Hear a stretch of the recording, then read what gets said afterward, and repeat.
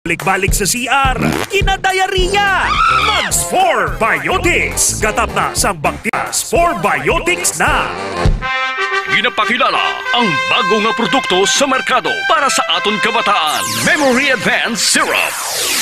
Ini ay isa kang Eurobiotic syrup nga nagabulig sa paglimpyo sa mga nagahalit sa panghunahuna sang aton kabataan. Nagabulig kayo sang neurological disorder. Nagabulig improve sang ila panghunahuna. Naga-increase sang serotonin. Kag para mapabili ng healthy brain alertness and presence of mind sa school sang ating kabataan. I-Memory Advanced na yan. Memory Advanced Syrup. Mabakal sa mga butika. Sa mga suki namon sa Klinika de Alternativo Medicina and Wellness Center ni Doc Ramil Uy. Good news! Good news! Sarang na kamo makapakonsulta sang libre. Libre? Libre! Wow!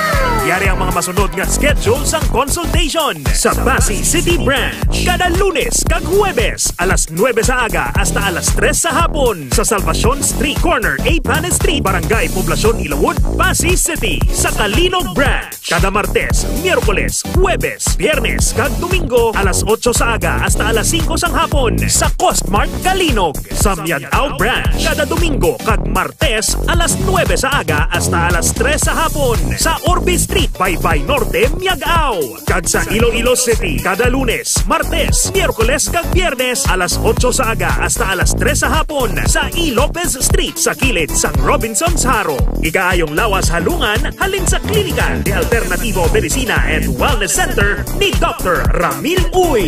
Ladies and gentlemen, please welcome Tatay Diggs, ang presidente ng bansang ayaw sa mabaho at maitim na kilikili. When I say stop, stop nyo yan. Ayaw na ayaw ko yung may putok, lalo na ito mang kilikili. Ano yan, alkitran?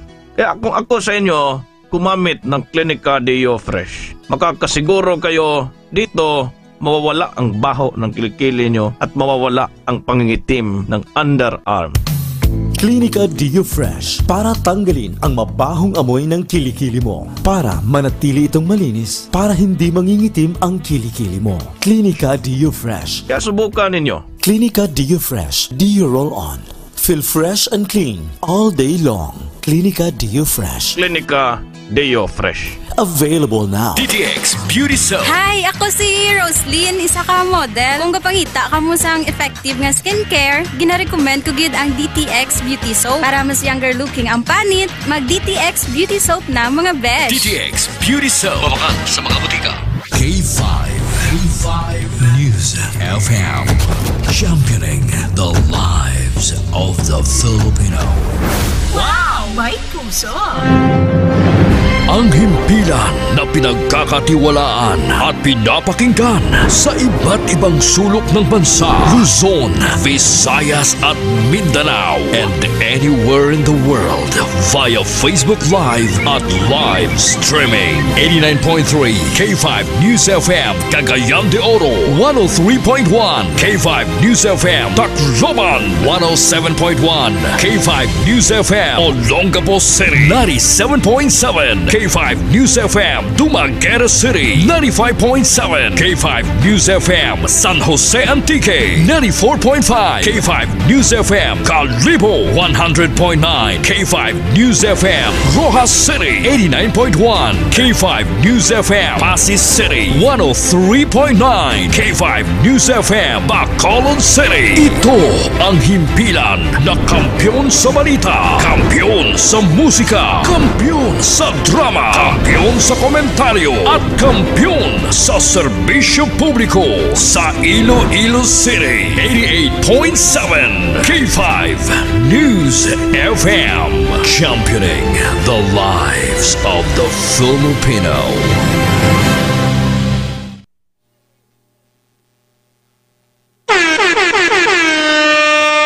Oras sa K5 News FM Iloilo, Philippine Standard Time, alas 6:07. D3 Kahit saan, kahit kailan, ang pinapakinggan, K5 News FM. Number one, ang himpilan ng sambayanan, K5 News FM, championing the lives of the Filipino. Mga Mga ka-K5, taus-puso po kaming nagpapasalamat sa inyong walang sawang suporta at patuloy na pagtangkilik sa aming mga programa sa 88.7 K5 News FM Iloilo. Kayo ang aming lakas at inspirasyon sa bawat balita at impormasyon na aming inihahatid.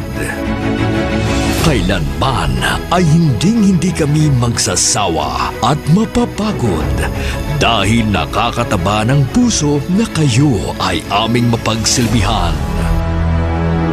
Ito ang nag-iisang kampiyon sa balita, kampiyon sa drama, kampiyon sa musika, kampiyon sa komentaryo, at kampiyon sa serbisyo publiko. K5 News FM, championing the lives of the Filipino. Kampiyon sa balita, kampiyon sa drama, kampiyon sa musika, kampiyon sa komentaryo, kampiyon sa serbisyo publiko. Bandera noon, K5 News FM na ngayon. Ito ang kampiyon nga istasyon, K5 News FM, championing the lives of the Filipino. D3 Bio Evening Newscast.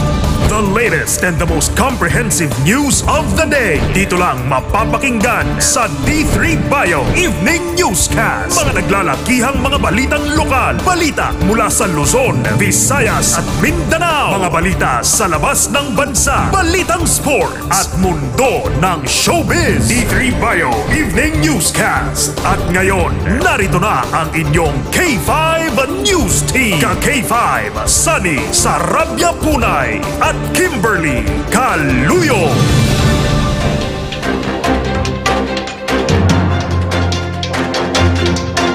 Maayong gabi Iloilo, magandang gabi Pilipinas, good evening world.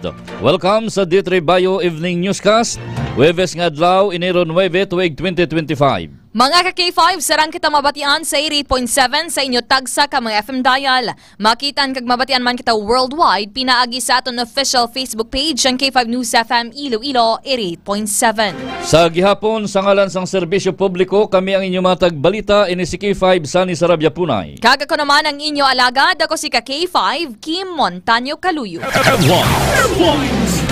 Sa mga pangulong dinalan, ginadulong sa kalwan sang D3 Bio na himo sa vitamin D3 kag virgin coconut oil para sa mga nagabalik-balik ang hilanat o bukag sipon kag para makalikaw kita sa dinggi, magtumar sang D3 Bio sang clinical di alternatibo medisina. Natural nga antiviral kag antibacterial, gani kung gusto nyo mag-ayo, mag D3 Bio.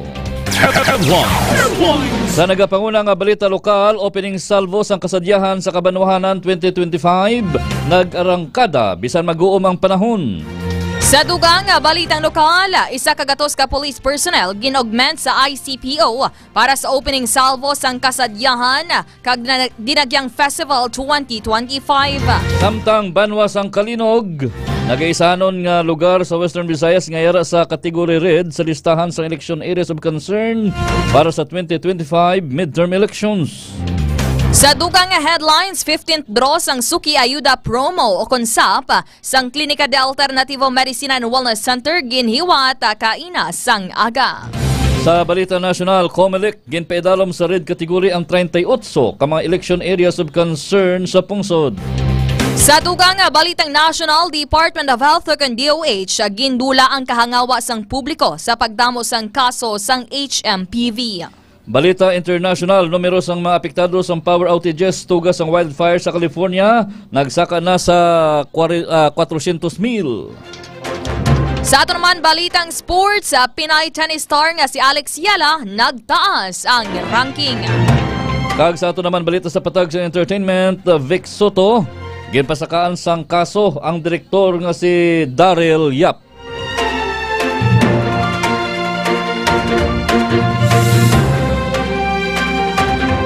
Kagamay ito banwa nga ito nagapanguna nga mga balita, mga headlines naton sa ito nagapanguna nga mga balita nga una ninyo mabatian sa K5 News FM Iloilo, apang sa mapamantalaan buwas pamabasahan.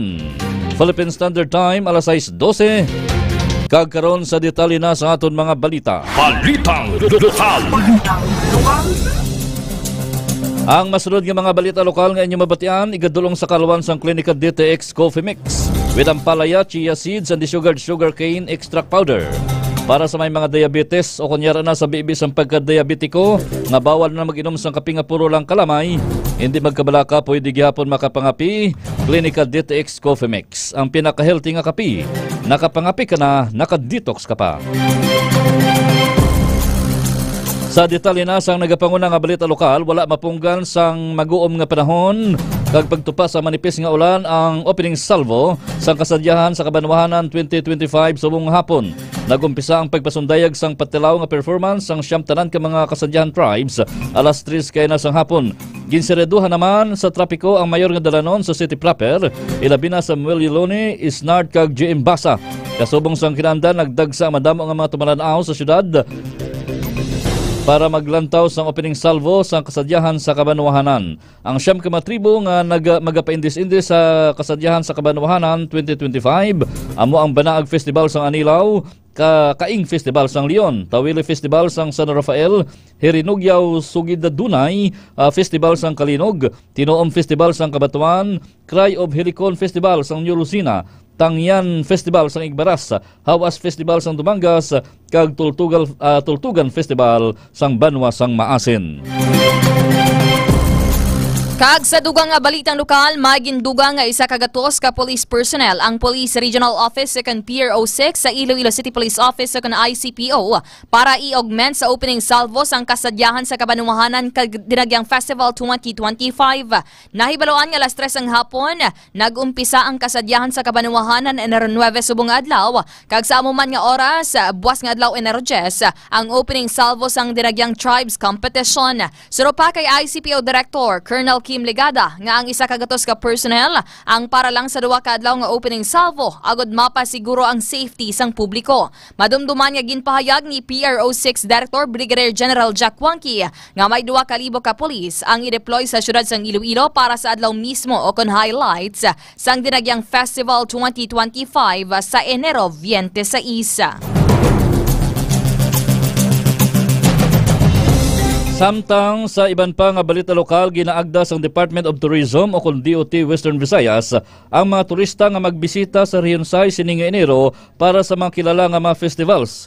Angot diri na talana sa Enero 10 October 19 ang aktibidad para sa Ati-Atihan Festival sa Kalibo Aklan. Samtang sa Enero 24 to 26 naman ang mga kahiwatan para sa Dinagyang Festival. Nagpahanumdum naman ang nasamit nga talatapan sa Safe Travel pinagi sa pagpadulong sa mga DOT accredited establishments para sa mga pagatiniran. Sa piyak nga bahin, ginaprubahan sang sangguniang panalawigan ang appointment ni Miss Cynthia P. Dario bilang bagong tagpamuno kon head sang Public Employment Service Office o kon PESO. Inikasunod sang pagpadala sang sulat ni Iloilo Governor Arthur Defensor Jr. sa makatapos sang Provincial Board nga nagahingyo nga aprubahan ang pag-appoint ni kay Dario bilang pinuno sang nasambit nga opisina. Base sa sulat sang gobernador, si Dario ang pasado sa tanan nga kwalifikasyon kag wala man sang disqualification kag deserving ini sa posisyon. Gilayon naman niya nagpasar ang sangguniang panalawigan o kan SP sang resolusyon angot sa angot sa appointment ni Dario. Philippine Standard Time, alas 6:16. Ang masunod naman nga mga balita nga inyong mabatian igadulong sa kalwan sang Mighty C. Alkaline-based nga vitamin C, wala sang hapdi sa tiyan. Gani pwede gid magdumarbisan wala sang kinanaan. Mighty C, labi nga ginpabaskog para nga mas protektado kita kontra sa mga balatian. Nagabulig sa aton nga heart health, agud makalikaw kita sa stroke kag heart attack. Nagapahamis pa sang kutis, gani bisan may edad na, hubin gihapon ang itsura. Sa iban pa datol nga mga balita lokal, ginatutukan sang Iloilo Provincial Government pinagi sa Iloilo Veterinary Office ang pagpangbakuna sa anti-rabies sa probinsya sang Iloilo. Suno kay Dr. Daryl Tabuada ang head sang nasamit nga opisina, lakip sa mga luyag nga malabot sang probinsya amo ang mga ini nga mangin rabies free. Dugang pa sa natungdan nga padayon ang ila paglibot sa mga vaccinators sa bugos nga probinsya agud mabakunahan ang mga ido agud malikawan ang paglaptas ng rabies sa probinsya sang Iloilo. Kag sa dugang balitang lokal, nagaisahanon ang banwa sang Kalinog sa probinsya sang Iloilo nga yara sa category red sa ginpagwang nga listahan sang election areas of concern para sa May 2025 midterm elections. Sandig sa Commission on Elections o COMELEC, may pila ka mga factors o grounds nga nakitaan kaangay na lamang sang seryoso kung posible pamahog dala sang communist terrorist grupo kan CTG kag iban pa nga grupo kag political rivalry. Samtang siyam naman ang yara sa orange category, 7 ang yellow category kag 116 kan 116 ang ginpaidalom sa green category. Nahibaloan nga ginahandaan sa karon sang COMELEC kag sang nagkalain-lain nga law enforcement agencies ang ginapaabot nga eleksyon kung sariin magapatuman sang COMELEC ganban umpisa sa Enero 12. Ang masunod naman nga mga balita nga inyo mabatian igadulong sa kalwan sang klinika DTX 500 ang palay leaves and the sugar cane extract para sa may mga diabetes, sa mga hindi makatulog sa tiyon sa gagabihon. Para mangin mahamuok ang katulugon, magklinika DTX 500 adlaw-adlaw. Nagabulig ini para makalikaw kita sa madamo nga mga balatian, ilabi na ang cancer. Klinika DTX 500, the superior antioxidant.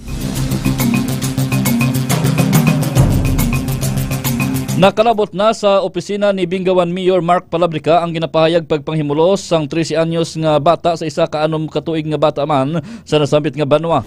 Suno sa alkalde, hindi ini makahatag sa anuman nga detalye angot sa nasambit nga kaso, bagudlon sa mga minor de edad ang naulamid, apang iya ginpatod nga mahatag sa biktima ang hustisya, kag masunod naman ang layi sa paghandol sa minor nga ginapahayag nagpanghimulos. Dugang pa sa natungdan, nag-coordinate ini sa mga otoridad kag sa iban pa nga mga ahensya, awod nga mapasiguro nga eksakto ang paghandol sa nasambit nga kaso. Madumduman nga may ginpalabot nga report sa Bingawan Police Station nga isa ka anom katuig nga bata ang gindala sang isa ka 13 anyos sa katubuhan kag ginpahayag nga ginhimuslan. Wala na matumod kun diin ini nga barangay, apang yara na sa custody sang Municipal Social Welfare and Development Office kag PNP Women's and Children Protection Desk ang mga kabataan. Sa dugang balitang lokal, ginhiwat kay na sang aga ang ika-15 nga draw sang Suki Ayuda Promo Consap sang Klinika de Alternativo Medicina and Wellness Center ni Dr. Emil Itang Uy. Angot diri yari ang mga tagdaog ang DTX Beauty Soap winners amo sanday Trinidad Pagayona sang Pasay City, Henel Jimenez sang Sitio Kalubihan, Helen Arbegoso sang Haro Iloilo City, Arturo Parmares sang Hines Viejo Pasay City, kag Marivic Niogao. Samtang sa DTX Coffee Mix amo naman si Thelma Ardonia sang Arevalo, Ronnie Solina sang Mandurriao, Rolando Ladublan sang La Paz, Mary Grace Alberete sang Haro, Judith Posa sang Haro. Sa Pribayo Coffee naman, amo sanday Ramon Alarba sang San Joaquin, Blair Matoliano sang La Paz, Maria Luz Oyaco sang Haro, Joyce Roxette Gocana sang Mandurriao, Sinaida Villa Soto sang Dumangas, kag sa 1,000 pesos naman nga cash, nagdaog amo sanday Jerry Romero sang Guimaras, Melcan Sita sang Miagao, Jomeli Leisa sang Kabatuan, Perla Mendoro sang Miagao, Ronnie Pilay sang Miagao, Faith Katipunan sang Tapasca Peace, Peremy Bakruya sang Banate, Norberto Mosones sang Santa Barbara, Conception Tosino sang Miagao, Susana Faith Palme sang Pasay City, Imelda Lico sang Pasay City, Maricel Baluro Casiple sang Haro. Sa major prizes naman nga 3,000 pesos, nagdaog si Florence Avelleno sang San Joaquin, 5,000 pesos sang Eileen 5,000 pesos amo si Eileen Escocia sang Molo, kag 10,000 pesos naman amo si Gowen Helada sang Haro. Padayon lang sa pagbakal sa mga produkto ni Dr. Emil Itang Uy sa Klinika de Alternativo Medicina and Wellness Center, agod makaangkon man kamo sang kahigayunan nga makadaog sa mga papremyo sa raffle draw. Oras Philippine Standard Time, alas 6:22. Balitang National. Sa ilo kita banwa sa detalye naman sa ato nagapangunang balita nasyonal, ginadulong naman sa kalwan sang Klinika DTX Beauty Soap. Para sa mga luyag magputi kag maghamis ang kutis, magklinika DTX Beauty Soap adlaw-adlaw kada magpaligo. Nagabulig ini para makalikaw kita sa mga skin diseases, kasubong sang katikati, buni, punggod kag iban pa. Klinika DTX Beauty Soap na antimicrobial soap pa. Ginpaidalom sang Commission on Elections o COMELEC sa red category ang 38 ka mga election areas of concern angot sa 2025 midterm elections. Sa inisyal nga listahan nga ginpagwa sang ahensya, nagapakita nga kapin sa 1,239 ka mga area sa pungsod ang gideklarar nga election hotspots sa palaboton nga piniliay. Samtang kabugusan nga 177 ka mga areas ang ginpaidalom sa orange category, 188 ang yara sa yellow category kag ang nabili naman ang mga areas ang yara sa green category. Santo sa COMELEC Resolution number 11067, ang green category amo ang mga lugar nga matawhay kag wala sang security concerns. Samtang ang yellow category naman amo ang mga area nga may gin-report nga suspected election related incidents sa nakaligad nga duha ka mga piniliay. Ang orange category naman amo ang kombinasyon sang duha o kun madamo pa nga mga factors sa idalom sang yellow category kag may mga seryoso nga pamahog sang communist terrorist groups. Samtang ang red category naman ang may seryoso nga pamahog gikan sa mga CTGs kag may security threat nga kinahanglan tutukan sang security forces sa posible kalakasan tugas sang intense political rivalry. Kag sa dugang balitang nasyonal, gindulas ang Department of Health ug ang DOH ang kahangawas ng publiko angot sa na-detect nga kaso sang human metapneumovirus o HMPV sa pungsod Pilipinas. Ini matapos gin-confirm o gin-kumpirmar sang ahensya nga nagtaas ang kaso sa nasambit nga respiratory infections sa pungsod China. Ginpayag ni infectious disease specialist Dr. Ron Gina Sulante nga hindi ini bago ikumparar sa COVID-19. Sunod pa sa iya nga wala sang pagtaas ang numero sang mga na-admit sa ospital nga gintapikan sang nasambit nga balatian. Dugang pasani nga mayara sang maayo nga surveillance ang China kag United States kabang danan nga madasig nga mabantayan ang paglaptas sang HMPV sa nasambit nga mga pungsod. Ang masunod naman nga mga balita nga inyong mabatian, igadulong sa kalwan sang Klinika Dio Fresh Dio Roll-On. Pagkatapos paligo, hindi gid magkalipat magamit sang Klinika Dio Fresh Dio Roll-On para priska gihapon ang pamatyagan sa bilog nga adlaw. Nagatag ini sang 48 oras nga proteksyon kontra sa bahong balhas. Klinika Dio Fresh, the natural Dio Roll-On. Plano sa Department of Education o DepEd nga magpatindog sang masubra 100,000 or 1,200,000 ka mga hulot klasihan sa buligman sang pribado nga sektor. Suno ka Education Secretary Sani Angara nga ang nasambit nga tikang ang nagatuyo nga mapun-an ang backlog nga 165,000 ka mga classrooms.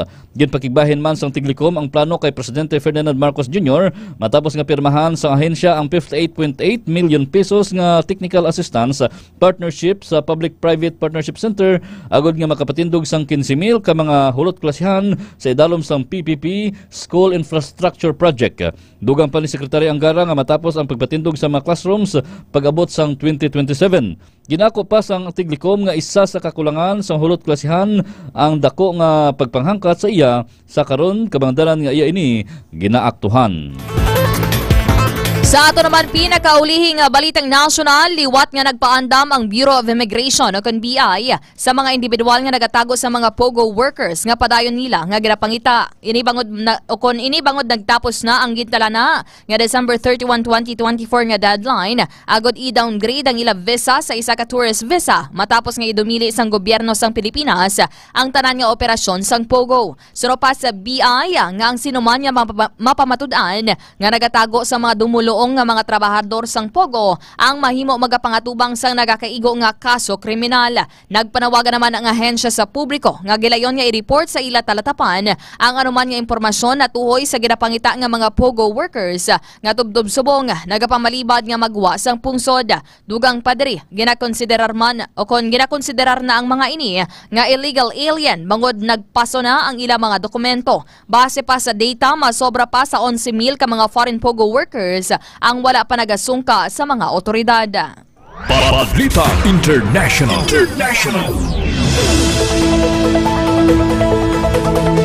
Kagkaroon sa detalye naman sang aton Balita International, ginadulong sa kalwan sa Extend the Food Supplement for Men with Maca and Clavo Vasca. Extend the Food Supplement. Bastante ini sa phytonutrients kag amino acids nga nagapayo sang blood circulation kag naghatag sang enerhiya kag kusog nga nagadugay. Extend Food Supplement ang natural nga energy booster.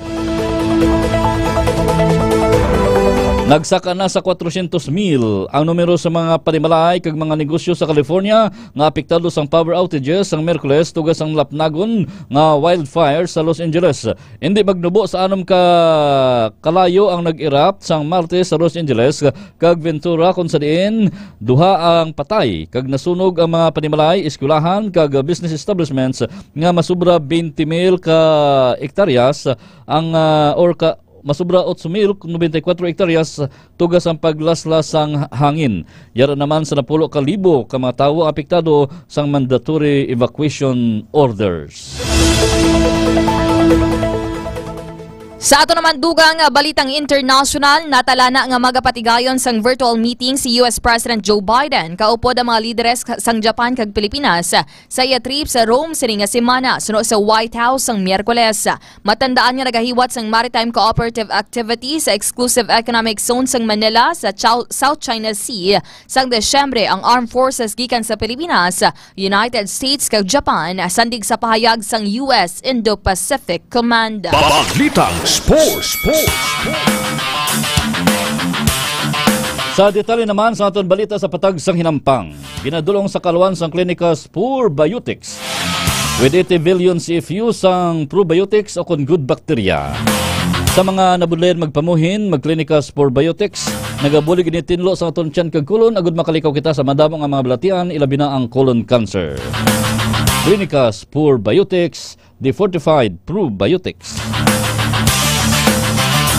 Nagtaas pa ang world ranking ni Pinay tennis star Alex Ayala sa ginpagwa nga ranking sa Women's Tennis Association o WTA yara sa ika-138 na ini halin sa anay ika-147 nga pwesto.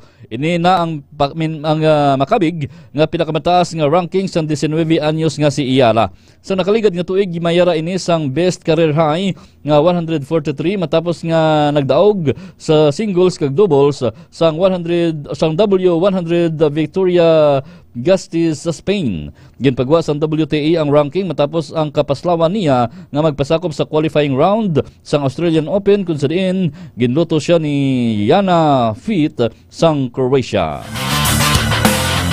Balitang Entertainment.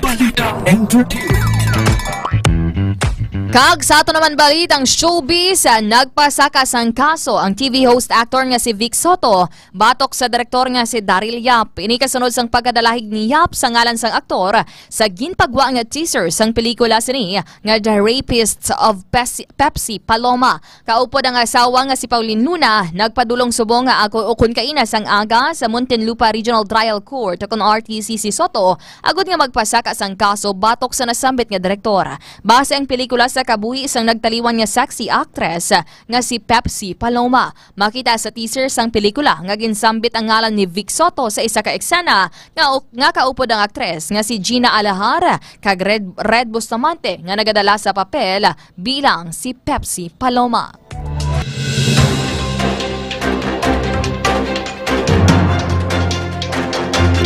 Samtang sa ato naman pinakamaayo nga balita sa Hulobaton 16-9 nagasling, nagaplano ang tawo pero ang Ginoo ang nagapatigayon sa sina nga plano.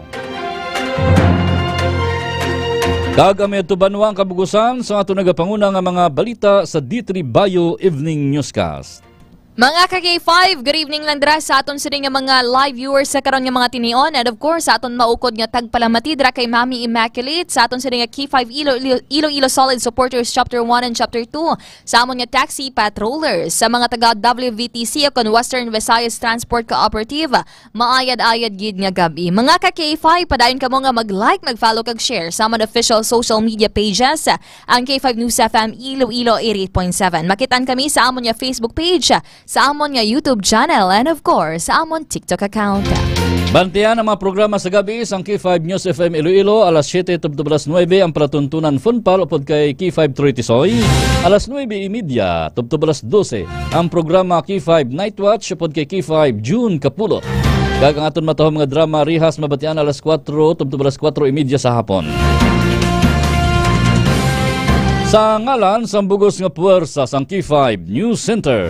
Sa gihapon, kami ang inyong mga tagbalita. Ini si K5 Sani Sarabia Punay. Kaga ko naman ang inyo alagad. Ako si K5 Kim Montaño Caluyo. Para sa kampyon nga balita, serbisyo publiko kag kalingawan sa Iloilo. K5 News FM. K5